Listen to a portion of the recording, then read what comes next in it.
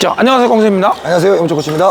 자, 오늘은 우리 코치 선생님하고 우리가 이제 배드민턴 배울 때 항상 이론적으로 먼저 큰 배드민턴을 이해를 하고 네. 그 다음에 나서 하나하나의 세세한 것들을 배워나가면 좋죠, 그죠? 네네. 근데 이제 꽁생 교수법에서는 세 가지 원리를 항상 가르치죠, 그죠? 네. 첫째는 뭐죠?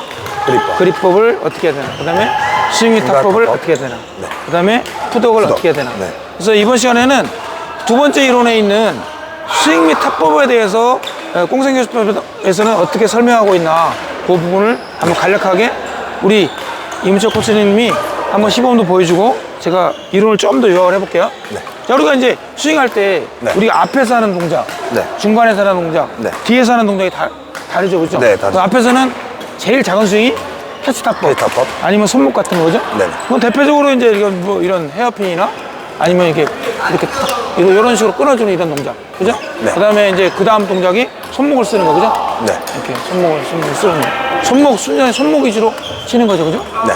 그 다음에 세 번째 동작이 뭐예요? 주관절. 까지 해서 이렇게 이런 식으로 치는 거죠. 이렇게 주관절까지 써서 스윙을 만들어내는 거죠. 네. 미들코트에서 많이 나오죠. 이게 네. 수비 같은 것도 거의 다 이런 스윙을 하죠. 맞습니다. 그러니까 어깨까지 하는 게 아니라 여기서 이 동작을 통해서 파워를 만들어내는 거죠. 주관절과 손목을 이용해서. 네. 그 다음에 이제 마지막 동작은 가장 큰 동작. 네. 오버헤드에서 만들어지는 이런 동작들. 네. 그래서 우리가 위치를 어디에서 치느냐에 따라서 이렇게 다양하게 순간순간 스윙 크기가 막 달라져요. 변해야 된단 말이에요, 그죠? 네네. 그런데 그냥 여기서 빵 치고 막 들어가면서 비껴 하면서, 그죠? 이런 사람 맞습니다. 한 사람씩 꼭 있어요, 그죠? 네. 그러면 여기서 스매싱 때리고 나서 비껴 하다가 어떻게 돼요? 네트다가 확 쳐박거나 그죠. 아니면 밖으로 퍼내죠, 그죠? 그래서 우리가 요 동작이 만약에 이렇게 한다 그러면 자, 스매싱 때리고 그 다음에 오면 그 다음 스윙이 자꾸 작아져야죠. 잡고 그 다음에 앞으로 가서 가볍게 푸시로 마무리하는 이런 스윙 크기가 내 몸에 확실하게 조절될 수 있는 능력이 습관이 내 몸에 돼 있어야 돼, 그죠? 네. 자, 그래서 오늘은 그럼 그 내용을 우리 선생님이 한번 시범을 보여줄게요. 가장 작은 스윙이 어떤 스윙이죠? 하면서 캐치탑법이요. 네, 캐치탑법? 네. 그거 한번 보여줄까요? 네. 앞에서. 근데 이거 앞에서 잘못하는 사람들은 어떻게 해요? 어떡하죠? 지금 동작 크게 막 네, 막 되죠. 그렇게도 내려요? 그렇게 심하게? 좀 과장된 거 아니에요, 그거 너무? 네. 조금 가장됐네요. 자, 과장됐어요? 자, 그렇죠. 그 정도에도 되는데, 근데 스윙 크기가 이제 잘못된 사람들은 이게 너무 크죠, 그죠? 네, 푸시를 막 이렇게 스윙이 크면서 때린단 말이죠. 이렇게 되면 실수 확률이 높은 거죠, 그죠?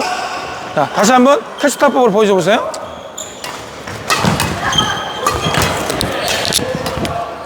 오케이. 자, 이런 식으로 짧게 스윙을 하면 성공 확률이 되게 높아지죠? 네. 자, 그 다음에 이제 손목을 쓰는 동작들.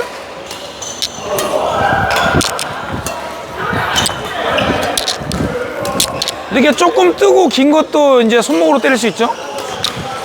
손목만 딱 잘라서 바로 팔을 쭉 펴서 바로 손목만 끊어서 찌는 거죠, 그죠? 네.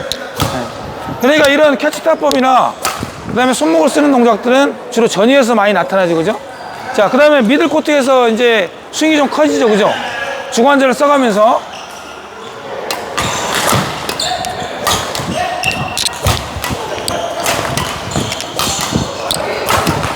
그렇죠?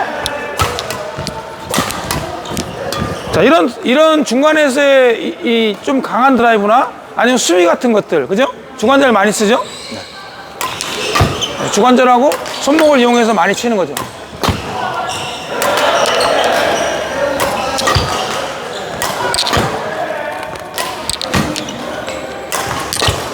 이런 동작을 만약에 어깨를 써서 한다면 이상한 동작이 나오겠네요, 그죠? 네. 어깨를 너무 많이 쓰면 이렇게 이상한 동작이 나오죠. 네, 저렇게 어깨를 많이 쓰면서 저렇게 동작하는 것보다는 아까 보여준 것처럼 어깨는 좀 힘을 빼고 주관절과 손목을 위주로 저런 동작을 했을 때 좀 더 효과적인 동작이 되겠죠?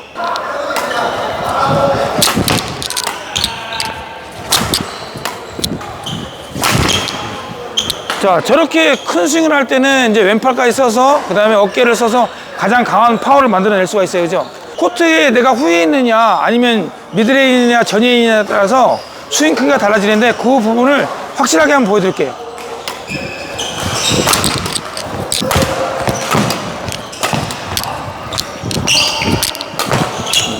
자, 이런 식으로 스윙 크기가 이렇게 변해야 된단 말이에요. 그죠? 그런데 이제 잘못된 예를 보면 이렇게 습관되는 분들이 많죠.